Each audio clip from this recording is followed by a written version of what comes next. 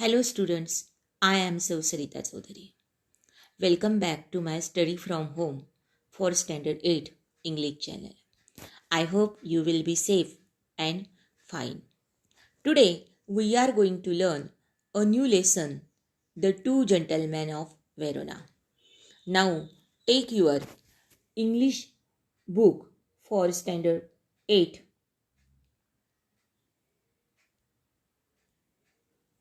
and open it on page number 70. बघा मैत्रिणींनो, सर्वांनी आपलं इंग्रजीचं पुस्तक या ठिकाणी उघडायचं आहे आणि पान नंबर 70 हे देखील या ठिकाणी उघडून ठेवायचे. इथे आपल्याला धड्याचं नाव दिसतंय, the two gentleman of Verona. Gentleman म्हणजे सद्गृहस्थ. जंटलमॅन म्हणजे सद्गृहस्थ म्हणजे व्हेरोनाचे दोन सद्गृहस्थ असा या धड्याच्या नावाचा अर्थ आपल्याला होतो. प्रकरणाचं नाव ते आहेत. आता व्हेरोना हे काय आहे? तुम्ही म्हणाल टीचर हे व्हेरोना काय आहे? तर Verona a city in Italy, इटलीमधील एक शहर हे व्हेरोना आहे. तर अशा ह्या इटलीमधील शहरामधील दोन सद्गृहस्थ यांच्याविषयीची माहिती किंवा यांच्याविषयीची कथा, त्या दोन सद्गृहस्थांच्या विषयीची कथा आपल्याला या प्रकरणामध्ये दिलेली आहे. मग हा जो लेसन लिहिलेला आहे हा कोणी लिहिला आहे? तर ए.जे. क्रोनिन यांनी लिहिलेला आहे. आता ए.जे. क्रोनिन जे होते बघा, हे आपल्याला या ठिकाणी दिसत आहेत, हे ए.जे. क्रोनिन. तर ए.जे. क्रोनिन जे होते हे एक नॉव्हेलिस्ट होते, फिजिशियन होते. त्यांचा जन्म 19 जुलै 1896 स्कॉटलँडमध्ये झालेले होते. This story is written by well known novelist and physician A J. Cronin. He was born in 19 July 1896 in Scotland. तर असे हे लेखक, कथाकार ज्याला आपण म्हणतो, कथा लिहिणारा कथाकार म्हणून इथे नॅरेटर हा शब्द देखील आलेला आपल्याला दिसून येतो. तसे हे जे होते ए.जे. क्रोनिन यांनी ही कथा लिहिलेली आपल्याला दिसून येते. आता आपण आपल्या प्रकरणाला सुरुवात करणार आहोत. A.J. Cronin has very well carved the idea of selfless help and explained the importance of dedication towards relationship in the story. Carved the idea, बघा, carved the idea इथे देखील आपल्याला समानार्थी शब्द त्याचा दिलेला आहे. Create or establish an idea म्हणजे कल्पना मांडणे. एक्सप्लेन म्हणजे स्पष्ट करणे. इम्पॉर्टन्स म्हणजे काय ग? तर महत्त्व. डेडिकेशन म्हणजे काय? मदत, निस्वार्थ भावनेची मदत. म्हणजे इथे ज्याला आपण काय म्हणतो, डेडिकेशन म्हणजे निष्ठा, त्याग, समर्पण असा त्याचा अर्थ या ठिकाणी होतो. सेल्फलेस हेल्प म्हणजे निस्वार्थी मदत. रिलेशनशिप म्हणजे काय? तर नातं, काय म्हणतो आपण, नात्याप्रती असलेली निष्ठा. बघा त्या ठिकाणी ए.जे. क्रोनिन यांनी व्हेरोनाचे जे दोन गृहस्थ होते, आले का लक्षात? तर त्यांच्या मदतीची, त्यांनी जी मदत केली होती ती मदत कशी केली होती? सेल्फलेस हेल्प, निस्वार्थ मदत अशी त्यांनी केलेली होती. सेल्फलेस हेल्प, निस्वार्थ अशी मदतीची कल्पना अतिशय उत्तम प्रकारे त्यांनी या ठिकाणी मांडलेली आहे. त्याचबरोबर नात्यांप्रती असणारे निष्ठा व केलेले समर्पण यांचे महत्त्व देखील त्यांनी इथे स्पष्ट केलेले आहे. सेल्फलेस बघा या ठिकाणी, सेल्फलेस म्हणजे काय? तर निस्वार्थी. याच्या विरुद्धार्थी सांगता येईल का ग तुम्हाला? सांगता येईल का? बरोबर, काय येईल? सेल्फिश. काय अर्थ होतो त्याचा? सेल्फिश म्हणजे स्वार्थी असं ते त्या ठिकाणी होतं. शिवाय बघा सेल्फ आणि LESS लागलेला आहे. बरोबर आहे ना? म्हणजे प्रिफिक्स या ठिकाणी झालेलं आहे. हेल्प बघा, हेल्प हा शब्द आपल्याला या ठिकाणी नाऊन पण दाखवतो आहे आणि व्हर्ब पण दाखवतो आहे. आलं का लक्षात? हेल्प मदत, आणि टू हेल्प म्हणजे काय? मदत करणे. इथे काय आलेलं आहे? तर नाऊन आलेला आहे मदत म्हणून. निस्वार्थी मदत. आले का लक्षात? म्हणजे इथे सेल्फलेस हे ॲडजेक्टिव्ह आलेलं आहे. ॲडजेक्टिव्ह नाऊन ज्याला आपण डिस्क्रायबिंग वर्ड्स शिकलो बघा शाळेमध्ये. आले का लक्षात? तर हा डिस्क्रायबिंग वर्ड्स या ठिकाणी आलेला आहे. तुम्ही वर्गपाठाच्या वहीमध्ये हे सगळं लिहित चला बरं. मी सांगते ते तुम्हाला वर्गपाठाच्या वहीमध्ये लिहित जायचं आहे. शाळा सुरू झाली की मी बघणार आहे की कोणी लिहिलं आणि कोणी नाही ते. सेल्फलेस हे तर तुम्ही आता तिथे सेल्फलेस हे ॲडजेक्टिव्ह पण लिहा. त्यानंतर सेल्फलेस हेल्प खाली नाऊन लिहा आणि सेल्फलेस हेल्प हे काय लिहिणार तुम्ही? डिस्क्रायबिंग वर्ड्स पण लिहिणार. इम्पॉर्टन्स महत्व. डेडिकेशन बघा इथे पुन्हा डेडिकेशन समर्पण त्याग. ION लागलेला आहे म्हणजे काय लागलाय? सफिक्स या ठिकाणी लागलेलं आहे. डेडिकेशन त्यापासून नाऊन तयार झालाय. डेडिकेशन आपल्याला ॲक्टिव्हिटी शीट असते बघा. आपला जो पेपर आहे ना तो ॲक्टिव्हिटी शीट प्रमाणे असतो. आपल्याला अशा प्रकारे परीक्षेमध्ये लिहायचं असतं की नाऊन लिहा, नाऊन तयार करा वर्बपासून. Write down the noun from the words. Dedicate दिलेला असतो त्यापासून तुम्हाला डेडिकेशन हा शब्द लिहायचा असतो. आता बघा इथे रिलेशनशिप दोन शब्द एकत्र आले बघा. रिलेशन आणि शिप आले लक्षात? म्हणजे रिलेशन म्हणजे नातं आणि शिप म्हणजे काय? बरं बोला. शिप म्हणजे SHIP, शिप म्हणजे जहाज. बरोबर आहे.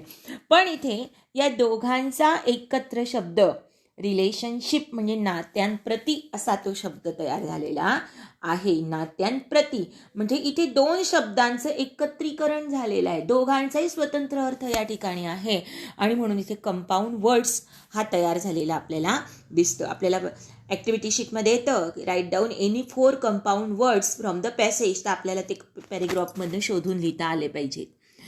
द 2 जेंटलमेन ऑफ व्हेरोनाचे हे 2 जेंटलमेन, 2 सदगृहस्थ, म्हणजे व्हेरोना इटलीमधील शहर आहे.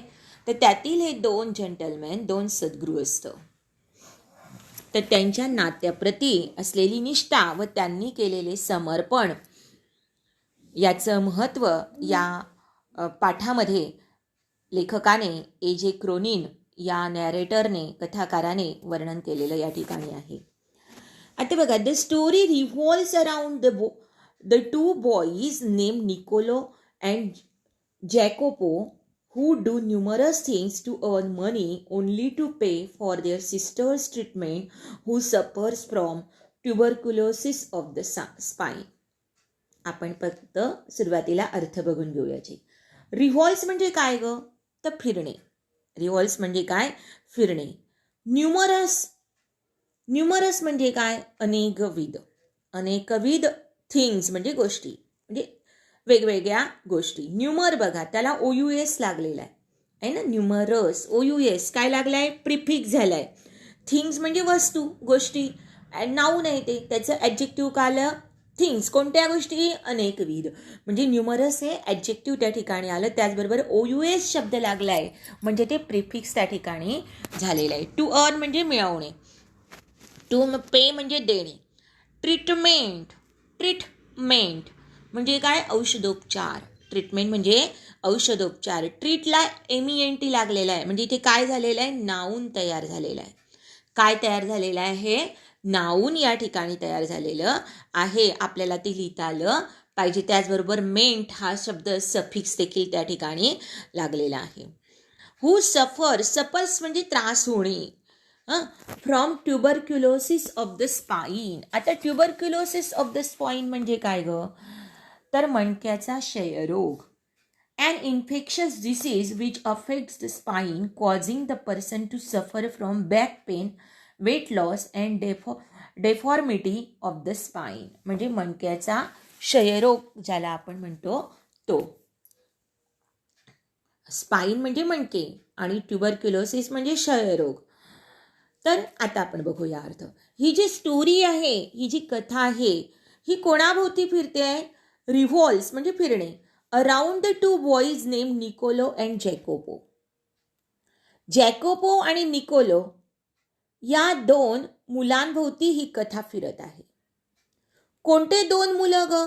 Niccolo and Jacopo, who do numerous things, की जे अनेकविध कामं करत आहेत. टू अर्न मनी, पैसे कमवण्याकरता जे अनेक कामं करत आहेत. Only to for their sisters treatment, की जे फक्त आपल्या बहिणीच्या औषधोपचाराचे पैसे देण्यासाठी, पैसे उभे करण्यासाठी काय करत आहेत? पैसे कमवत आहेत. अनेकविध प्रकारचे कामं करून पैसे कमवत आहे. मग त्यांची बहीण कोणती? सिस्टर्स ट्रीटमेंट, औषधोपचाराची. Who suffers from tuberculosis of the spine, की ज्या बहिणीला काय झालेलं आहे? मणक्याच्या क्षयाने ती ग्रस्त आहे. अशा बहिणीच्या औषधोपचाराचे पैसे देण्यासाठी, ते पैसे उभे करण्यासाठी ते अनेकविध उद्योग ते करीत आहेत. असे हे निकोला अँड जॅकोपो, अशी ही दोन नावांच्या भोवती ही स्टोरी फिरत आहे, हे आपल्याला दिसत आहे. म्हणजे बघा, या ठिकाणी आपल्याला दिसतंय की आपल्या बहिणीच्या उपचारासाठी हे दोघंही मुलं, निकोलो आणि जॅकोपो, हे मुलं या ठिकाणी काम करत आहेत. बघा, मी तुम्हाला इथे दोन मुलं दाखवते आहेत. निकोलो आणि जॅकोपो ही दोन मुलं आहेत आणि आपल्या बहिणीच्या औषधोपचारासाठी, की ज्यांची बहीण ही ट्युबरक्युलोसिसने आजारी आहे, स्पाईन ट्युबरक्युलोसिसचा झालेला आहे आणि त्यामुळे तिला पैसे, तिच्या औषधोपचारासाठी पैसे उपलब्ध करून देण्यासाठी ही दोघंही मुलं अनेक प्रकारची कामं करत आहेत. मुलं देखील बघा, लहान लहान मुलं दिसत आहेत आणि आपल्या बहिणीच्या उपचारासाठी वेगवेगळ्या प्रकारची कामं ही मुलं करताना आपल्याला या ठिकाणी दिसत आहेत. बघा, आता आपण पुढे बघणार आहोत. दुसरा पॅरेग्राफ आता आपण सुरू करणार आहोत. The story begins with the narrator driving down the foothills of the Alps. ही सुरुवात गोष्टीची कुठे होते? तर फुटहिल्स ऑफ द आल्प्स. आता फुट हिल्स, पुन्हा बघा इथे फुट हिल्स. फुट म्हणजे पाय आणि हिल्स म्हणजे काय? टेकडी. बरोबर आहे की नाही? दोन शब्दांचे स्वतंत्र अर्थ होत आहेत.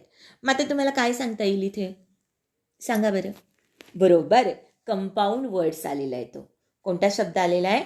Compound words. इथे नॅरेटर बघा ग. नॅरेटर, नॅरेट म्हणजे कथा आणि नॅरेटर म्हणजे नॅरेट म्हणजे कथन करणे आणि नॅरेटर म्हणजे कथा सांगणारा. ओआर लागलेला आहे. मग ओआर म्हणजे काय लागलेला आहे?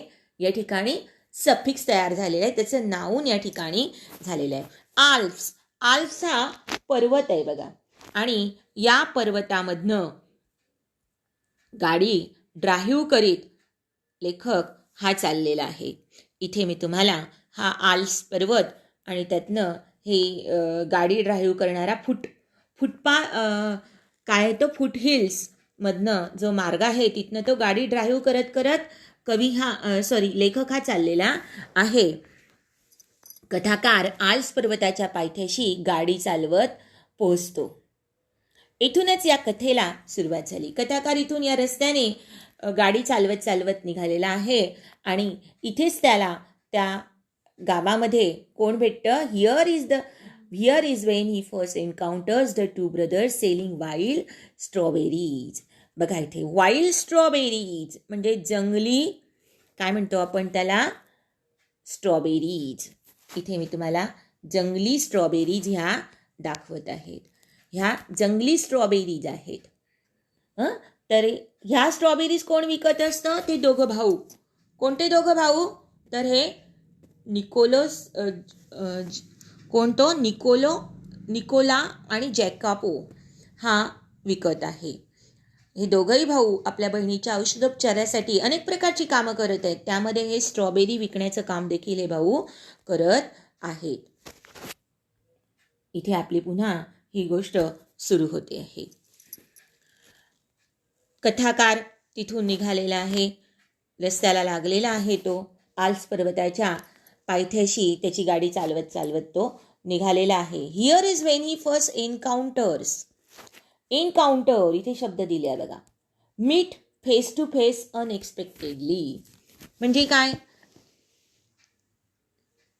कम across all of a sudden. Meet unexpectedly अचानक भेट होणे, अचानक सामना होणे. वाईल्ड स्ट्रॉबेरीज जंगली स्ट्रॉबेरीज. तर बघा इथं की इथे जेव्हा तो इथे असतो पहिल्यांदा त्याला कोण मिळतात? ते दोघंही भाऊ. काय विकताना? Selling wild strawberries. स्ट्रॉबेरीज हे नाऊन आहे बघा. स्ट्रॉबेरी आणि त्याचं नाऊन, त्याचं अनेक वचन झालं आहे स्ट्रॉबेरीज. लक्षात आलं? त्याचं अनेक वचन या ठिकाणी झालेलं आहे स्ट्रॉबेरीज असं ते झालेलं आहे. वाईल्ड म्हणजे रानटी, गावरान.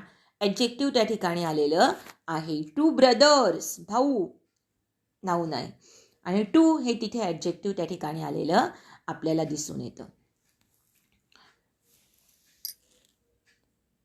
Even after the driver forbids the narrator to buy the wild fruits, he buys the biggest basket and drives towards the town. Even after the driver forbids. Forbids म्हणजे काय? डिसअलाउज. फॉरबिड्स म्हणजे काय? डिसअलाउड्स म्हणजे प्रिव्हेंट करणे, मना करणे. तो जो ड्रायव्हर आहे त्या गाडीचा, ड्राईव्ह करणे म्हणजे गाडी चालवणे आणि ड्रायव्हर हे त्यापासून नाऊन झालेलं आहे. ER लागला आहे. ड्राईव्ह, ड्रायव्हर सफिक्स त्या ठिकाणी लागलेलं आहे. तो ड्रायव्हर त्याला नॅरेटरला म्हणजे या कथाकाराला तो नाही सांगतो की घेऊ नका, मनाई करतो तो. To buy the wild fruits, हे वाईल्ड फ्रूट्स खरेदी करायला तो काय करतो? नकार देतो. टू बाय इन्फिनिटिव्ह व्हर्ब या ठिकाणी आलेला आहे. वाईल्ड फ्रूट्स ॲडजेक्टिव्ह नाऊनची जोडी आहे. कथाकार त्याला जरी नकार देत असला तरी देखील काय केलेलं आहे? ही बाईज द बिगेस्ट बास्केट. त्याने सर्वात मोठी बास्केट ही त्या स्ट्रॉबेरीने भरलेली त्याने ती विकत घेतली. Biggest basket. बिगेस्ट त्याच्या विरुद्धार्थी काय सांगता येईल ग? बिगेस्टच्या विरुद्धार्थी सांगता येईल का तुम्हाला? बरोबर. काय येईल? स्मॉलेस्ट. तसेच फॉरबिड्सच्या विरुद्ध तुम्हाला काय सांगता येईल? मनाई करणे म्हणजे परवानगी देणे, परमिट. काय सांगता येईल? त्याला परमिट सांगता येईल. आता बास्केट हे नाऊन आहे. Biggest basket. बास्केट कोणती ग? तर बिगेस्ट ॲडजेक्टिव्ह त्या ठिकाणी आलेला आहे. शिवाय EST लागला आहे. बिग, बिगर, बिगेस्ट म्हणजे ते सुपरलेटिव्ह डिग्रीचं म्हणजे डिग्रीचं रूप या ठिकाणी आहे. आणि ड्राईव्हज टुवर्ड्स द टाउन आणि तो शहराकडे निघाला. This scene emphasizes on the first step of growing intimacy between the narrator and the two voices. Emphasize म्हणजे काय? इथे दिलेला आपल्याला शब्द स्ट्रेस अपॉन. स्ट्रेस अपॉन म्हणजे काय? च्यावर जोर देणे, ला महत्त्व देणे. इंटिमसी खाली पुन्हा दिलंय क्लोज रिलेशनशिप म्हणजे जीवलग मैत्री, जवळीक ज्याला आपण म्हणतो. आता हा जो पहिला प्रसंग आहे, धिस सीन, हा पहिला प्रसंग म्हणजे कथाकाराची, नॅरेटरची आणि त्या दोन मुलांबरोबर नंतर वाढत जाणाऱ्या जवळीकीची सुरुवात आहे हे आपल्याला इथे समजते. Between the narrator and the two boys. तो कथाकार आणि दोन मुलांमध्ये जी जवळीक साधण्याची जी पहिली सुरुवात आहे, फर्स्ट स्टेप, ती या ठिकाणी सुरू होते. The first step. स्टेप म्हणजे काय? पायरी, पहिली पायरी. आलं का लक्षात? फर्स्ट स्टेप पहिली पायरी. पायरी हे नाऊन आहे त्या ठिकाणी. स्टेप त्याला ॲडजेक्टिव्ह ते फर्स्ट हे या ठिकाणी आलेलं आपल्याला दिसून येतं. तर अशा प्रकारे आपण या ठिकाणी हे पाहिलेलं आहे. आता पुढचा पॅरेग्राफ आपण बघणार आहोत बघा. Next day the boys are found shining shoes in the public square. आता दुसऱ्या दिवशी हे जे मुलं होते ना, हे मुलं भर चौकामध्ये त्यांना बूट पॉलिश करताना ही मुलं त्यांना दिसली. बघा या ठिकाणी मी ते पण चित्र तुम्हाला दाखवते आहे. इथे ही मुलं भर त्या शहराचा चौक त्या ठिकाणी आहे आणि त्या ठिकाणी मेन चौक आहे, मेन वस्तीची जागा आहे आणि त्या ठिकाणी ही मुलं बूट पॉलिश करताना या कथाकाराला त्या ठिकाणी दिसलेली आहे. आता ही बूट पॉलिश ते करत होते.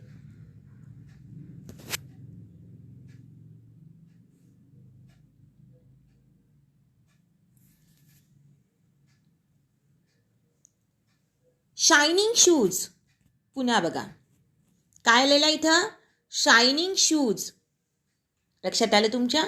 शायनिंग शूज, शूज नाऊन आहे त्यापासून शाईन. शाईन म्हणजे काय होतं? चमकणे.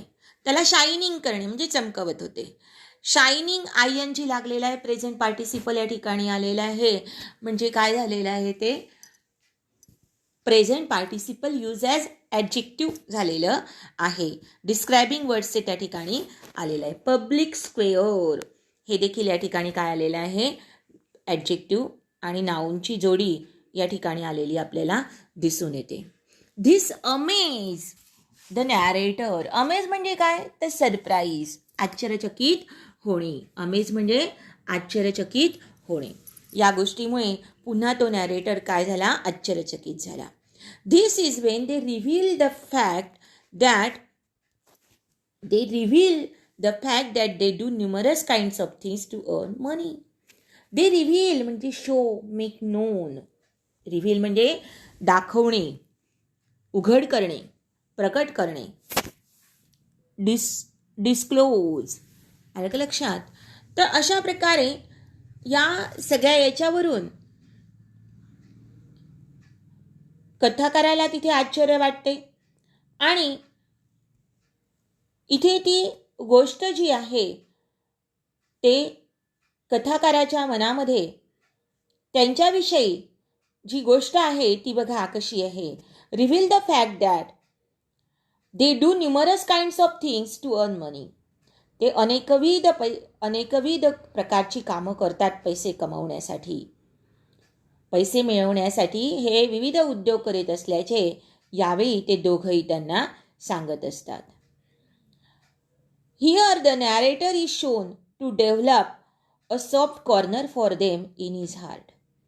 इथे कथाकाराच्या मनामध्ये त्यांच्याविषयी सॉफ्ट कॉर्नर निर्माण झालेला दिसून येतो. म्हणजे त्याच्या हृदयामध्ये त्याच्याबद्दल एक वेगळी जागा त्या ठिकाणी त्या दोघांबद्दल निर्माण होते. Soft corner. पुन्हा बघा, सॉफ्ट हे ॲडजेक्टिव्ह आहे, कॉर्नर हे नाऊन आहे. न्यूमरस पुन्हा इथे ॲडजेक्टिव्ह आलेलं आपल्याला दिसून येते. डेव्हलप शब्द आलेला आहे, त्यापासून नाऊन सांगता येईल का मुलांना? तुम्हाला नाऊन सांगता येईल? डेव्हलप, डेव्हलपमेंट, बरोबर आहे. He finds them to be innocent, serious, pleasant and earnest. Innocent, inexperience, sincere, प्रामाणिक. सिरियस, गंभीर. प्लीझंट, आनंदी. आणि अर्नेस्ट म्हणजे सच्चे. प्लीझंटला समानार्थी शब्द सांगता येईल का? लायकेबल. कोणता येईल? लायकेबल हा शब्द त्याला आपल्याला सांगता येईल. तर हे जे आहेत ना शब्द, इनोसंट, सिरियस, प्लीझंट आणि अर्नेस्ट, हे काय आहेत? तर क्वालिटी ऑफ द बॉईज आहेत. बघा आपल्याला परीक्षेमध्ये एक वेब येतं, त्यामध्ये विचारलं तर fill in the following web diagram by starting the qualities of the boys as observe by the narrator. Narrator करून ऑब्झर्व केलेले जे त्या मुलांचे जे गुण आहेत ते गुण आपल्याला त्या 4 चौकोनांमध्ये भरायचे असतात. 4 चौकोन दिलेले असतात आणि मध्ये क्वालिटीज दिलेले असतात, लिहिलेलं असतं qualities of the boys as observe by the narrator. आणि त्याच्या आजूबाजूला 4 चौकोन असतात. मग त्या 4 चौकोनामध्ये तुम्ही त्यांचे कोणते गुण भराल की जे लेखकाने कथाकाराने निरीक्षण केले आहे ते. तर इनोसंट, सिरियस, प्लीझंट आणि अर्नेस्ट हे गुण या ठिकाणी आपण त्या ठिकाणी भरणार आहोत. बघा या ठिकाणी ही फाइंड्स देम. आता इथे टेन्स कोणता आहे? He finds them. कोणता टेन्स आहे? Simple present tense. कर्त्यापुढे क्रियापदाचे पहिले रूप लागले की कोणता काळ होतो? सिम्पल प्रेझेंट टेन्स होते. पण आता तुम्ही म्हणाल टीचर इथे फाइंडला एस लागलेला आहे. बरोबर आहे, कारण कर्ता कसा आहे? ही आहे त्याचा. तृतीय पुरुषी एकवचनी कर्ता हा या ठिकाणी आहे. तृतीय पुरुषी एकवचनी कर्ता म्हणजे कोणता? ही, शी आणि इट. यामध्ये जो कर्ता आहे हा जर या प्रकारचे जर कर्ता असतील तर त्या क्रियापदाला एस किंवा इयस हा प्रत्यय लागत असतो. मग इथे एस लागलाय, मग इयस केव्हा लागतो? तर जेव्हा क्रियापदाचे शेवटचे अक्षर S, S H, C H आणि एक्स आणि ओ असेल तेव्हा त्याला इयस लागतो. आपण म्हणतो ना ही गोज आहे ना, ते इयस लागला कारण ओ आलेला आहे. ही कॅचेस, शी कॅचेस, इयस लागतो. इट फिक्सेस, एक्स लागलेला आहे, एक्स आहे म्हणून शेवटी इयस लागला. तर हे केव्हा होतं? तर सिम्पल प्रेझेंट टेन्समध्ये ते होत असतं. इथे याच्यामध्ये आपल्याला सिम्पल प्रेझेंट टेन्स हा दिसतो आहे. बघा मी तुम्हाला वरच्या पॅरेग्राफमध्ये देखील अशा प्रकारची काही वाक्य आपल्याला गेलेली दिसून येतात. ही बाईज, लक्षात येतं का? बघा इथे he buys the biggest basket and draws आहे ना. ही कोणता काळ दाखवता आपल्याला? Simple present tense. हिला बाईज लागलेला आहे, एस लागलेला आहे ना, बाईज एस लागलेला आहे. आता इथे पण तुम्ही बघू शकतात की वायला एस लागलेला आहे, वायचा आय नाही झाला. होतो का बायचा आय? नाही होणार. कारण का? त्याच्या आधी स्वर आलेला आहे. बी यू वाय, यू हे काय आहे? स्वर आहेत, व्हॉवेल्स आहेत. ए आय ओ यू हे काय आहेत? स्वर आहेत. आणि स्वराच्या नंतर जर वाय येत असेल तर त्या वायचा लोप होत नाही, आय होत नाही. इथे ड्राह्यूज पुन्हा बघा सिम्पल म्हणजे सिम्पल प्रेझेंट टेन्स या ठिकाणी आलेला आपल्याला दिसून येतं. शिवाय आणखी बघा ग मुलींनो, एक आणखी सांगायचं मी याच्यात राहून गेलं हा पॅरेग्राफ शिकवताना, की या पहिल्या पॅरेग्राफमध्ये आपल्याला एक आणखी गोष्ट शिकायची आहे की जी आपल्याला या धड्याच्या मागे दिलेली आहे. हू पासून ज्या शब्द आहे, हू पासून who do numerous thing to earn money only to pay for their sisters treatment. लक्षात? तर हू पासूनचा जो शब्द असतो ना तो सबऑर्डिनेट क्लॉज असतो.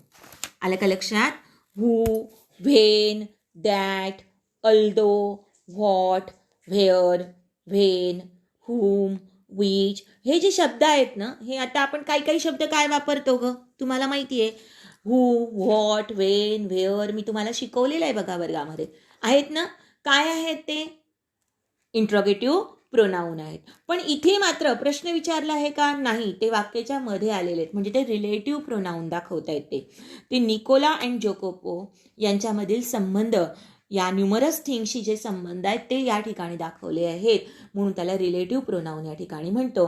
तर जेव्हा हू, व्हॉट, व्हेन, व्हेअर, विच, हुम नंतर दॅट पासून पण जे शब्द तयार होतात त्या ठिकाणी तिथून जे वाक्य तयार होतं ते कोणत्या प्रकारचं वाक्य होतं? सांगा बरं. सबऑर्डिनेट क्लॉज होतं. आणि त्याच्या आधीचं जे वाक्य असतं ते काय असतं? मेन क्लॉज या ठिकाणी असतो. जसा की इथे आपल्याला दिसतंय, the story revolves around the two boys name Niccolo and Jacobo हा मेन क्लॉज आला. आणि who do numerous things to earn money only to pay for their sisters treatment हा काय आला? Subordinate clause. इथे पण बघा आता आलं का लक्षात? इथे पण who suffers from tuberculosis of the spine, इथे पण हा काय आला? सबऑर्डिनेट क्लॉज या ठिकाणी आलेला आहे. बघा खाली पण इथे दिसतंय बघा, here is Wien the first, here is इथे पहा अशा अर्थाने हे सबऑर्डिनेट मेन क्लॉज आहे. आणि Wien he first एन्काउंटर्स the little brother selling wild strawberries हा वेन पासूनचा जो आलेला आहे हा काय आलेला आहे? सबऑर्डिनेट क्लॉज या ठिकाणी आलेला आपल्याला दिसून येतो. तर अशा पद्धतीने मैत्रिणींनो आपण हा धड्याला सुरुवात केलेली होती. यामध्ये मी बऱ्याच प्रकारच्या ॲक्टिव्हिटी कव्हर करण्याचा प्रयत्न केलेला आहे. तेव्हा ह्या सगळ्या ॲक्टिव्हिटी तुम्ही तुमच्या वहीमध्ये लिहायच्या आहेत. आणि शाळा सुरू झाल्यावर मात्र मी तुमच्या सर्वांच्या वह्या ह्या बघणार आहेत, तपासणार आहेत. तेव्हा स्टे होम, स्टे सेफ. धन्यवाद. व्हिडिओ आवडला असेल तर लाईक करा, सबस्क्राईब करा. थँक्यू.